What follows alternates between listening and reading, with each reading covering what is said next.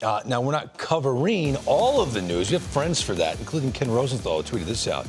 Mets getting close with free agent catcher James Mccann. Sources tell The Athletic. Deal expected to be 4 years. Wow, they already know term length. Kenny knows term length. Interesting. Bob Clapper's with this. Mets are moving closer to George Springer and or Trevor Bauer. Ultimate target is to be determined. I'm told that Stephen Cohen is leaning towards Springer. Alderson would like to sign Bauer. Either one would be a huge upgrade in Flushing. Woo-hoo-hoo! Virtual winter meetings, and the Mets are getting some stuff done. Not done yet. This is the home. You should be watching this network only until that stuff is done. But we should begin with the New York Mets for obvious reasons. So what's the headline from what those two tweets there? You want to start with James McCann? Yeah, I do. You know, I think as fans, the reaction is going to be, well, what about JT Realmuto? When you're putting together a team, you'd love to have, Greg, the best player at every single position, but you're trying to put together the best roster at every single position.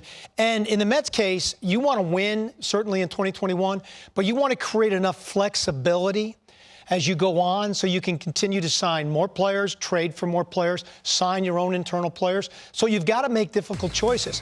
Listen, when you look at the Mets payroll right now, to me, they've got around $70 million to spend, assuming Steve wants to stay at the luxury tax and not even blow through that.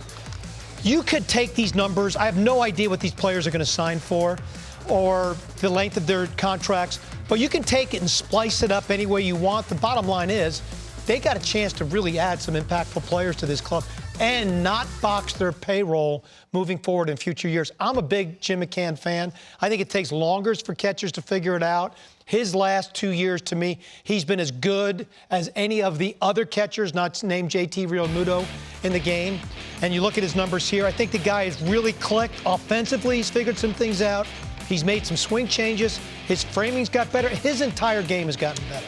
So if we were going to grade out, you still think Realmuto is a better player than James McCann, correct? Absolutely. Okay, so let's just say Realmuto is on a scale of 1 to 10. He's a 10 at the catching position. Yeah, in today's game, correct. Where would you put James McCann on a scale of 1 to 10? If Realmuto's a 10. A 6. Where would Yadier Molina be for the next 2 years on that scale?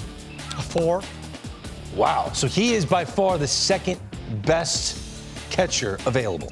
In this particular market, not trading for anybody, absolutely. Okay, so we haven't seen James McCann play the number of games behind the plate like a JT Realmuto or even a Yadier Molina. So a 4-year term, to me, when I initially saw that from Ken Rosenthal earlier, surprising. A 4-year commitment to a guy that if you're going to pay him an AAV like you suggested could be around $10 million. 4 years, $40 million in this climate.